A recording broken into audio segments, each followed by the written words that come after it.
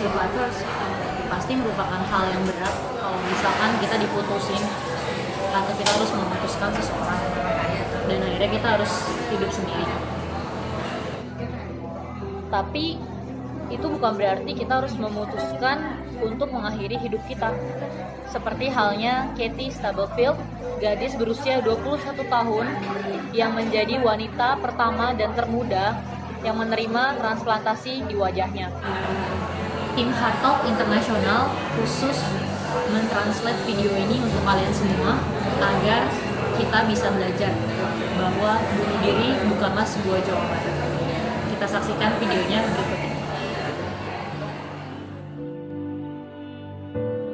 Katie, when she was a little girl, she was always very curious, very grown up. I think it's having older siblings. Very tenacious personality. Katie was a funny kid. She was always the witty one of the bunch. Very loving, lots of hugs, and was a very active soccer player from the time she was like 3 or 4. Had to have all those A's and that 4.0. That day started out like a lot of days. Katie was finishing up, that was her senior year. She was upset. I guess you could say a boyfriend-girlfriend breakup kind of deal.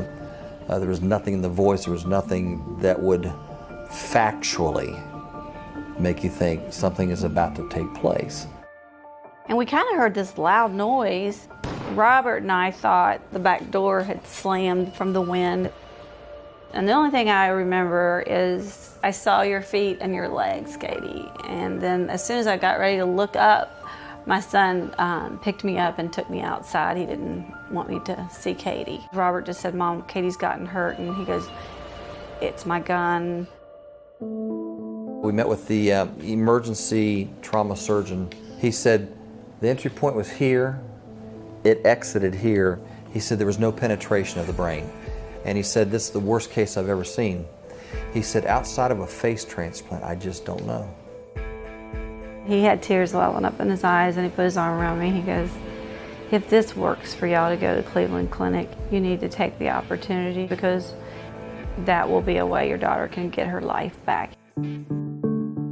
When I heard her age, her story, was she going to survive? Was she going to get meningitis and die? How are we going to rebuild these different levels of her craniofacial units? What it was salvageable? That really was all unknown. The thing about the Cleveland Clinic is our team approach. So we gathered a team of experts, we surrounded the patient, and we took care of her. We knew immediately that she would be a fairly good candidate for face transplantation. So in preparation, we arranged different types of procedures to get general reconstruction to get her functionally better. We had a lot of ups and downs. We had some big, close, scary calls. But there was a couple of other occasions, too, where we thought we were going to lose her. Even though she may have been a candidate physically, they had to make sure mentally that she was a candidate. Then we started planning, and that took months and months and months of planning. And I think we just have such a great assembled team of thinkers.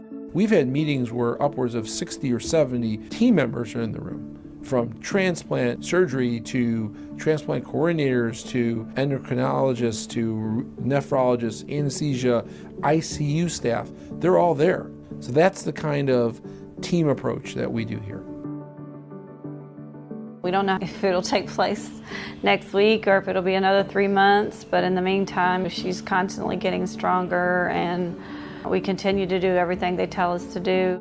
I just really grateful for this opportunity. I have such a chance in life.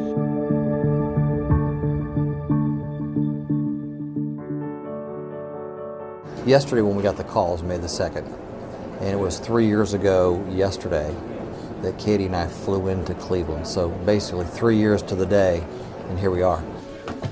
I didn't lie to you. This is going to happen. It's happening now.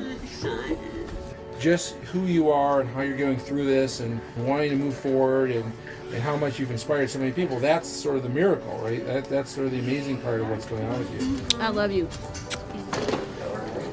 There's a lot of people, there's a lot of excitement, a lot of energy. Everybody wants to help. Everybody's here to spend the next 2 days on this. We have a good plan, and you're going to see things move efficiently.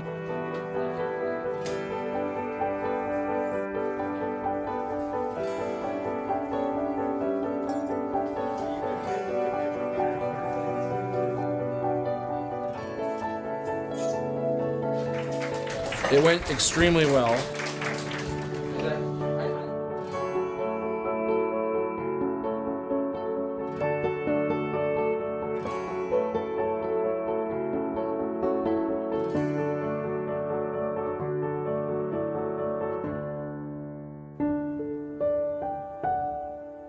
Is this what I wanted for my daughter at 22? No. But do I feel like Katie has another opportunity at life? Yes. She's healthy, she's improving her speech, she's improving her eating, she's starting to smile a little bit. The transplant looks great, there's no recent rejections. Those are huge successes. I had no idea the extensive nature of the journey we would enter into. One door opens to another door, opens to another door. It's constantly evolving. She's taking Braille, she's taking cane training. She can learn to read again, she can learn to walk, she can learn to speak. They are about as resilient as you can be, and I am proud of them as much as I'm proud of Katie. I don't think this is the end of her story. I don't know how she will help people. I feel in my heart she will as a mom, but I just want Katie to have a life. Life is not about the absence of difficulties or the absence of troubles, but it's a part of the fabric of what any of us go through. Katie was asked a question the other day, how would you summarize? She said that life is precious and it is beautiful.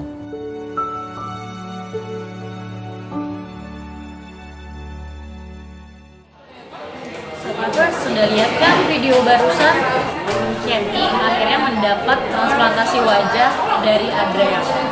Namun hidupnya tidak lagi sama. Wajahnya tidak lagi sama dan penglihatannya juga tidak lagi sama. Kami harap keluarga besar HeartTalk International sangat berharap kalau para survivors di luar sana tidak mengalami hal yang sama seperti Kathy. Kami harap para survivors di luar sana saat mengalami kedukaan atau putus dari pasangannya bisa bercerita kepada teman-teman sekitar, keluarga, atau siapapun. Jangan sampai dipendam sendiri. Kita juga bisa keluar untuk berjalan-jalan. Bisa jalan-jalan kemana aja, ke taman, atau ke museum. Dan ngomong-ngomong soal museum, kami tim HeartTalk International akan memberikan sebuah notebook untuk survivor di luar sana yang mau sharing tentang kehidupan kalian pasca kalian mengalami putus dari pasangan kalian. Caranya gimana? Caranya gampang. Para survivors bisa kirimkan ke email kami di info@hearttalkinternational.com atau masukkan komentar kalian di video di bawah, atau bisa juga melalui mention ke Instagram @HeartTalkInternational. Nanti bagi survivor yang beruntung akan mendapatkan notebook ini. So, survivors, don't die and stay alive. Survivors, sudah ini ya, kita udah recording udah ya.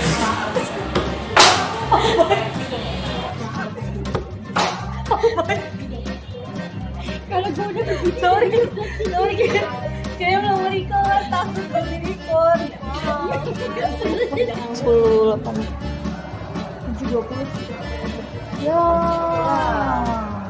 masih nggak seimbang sama kamera gue. Ya, udah lah. Yaudah, nggak apa-apa. Ya udah bisa sih, bener sama aja tahu. Beda lah kualitas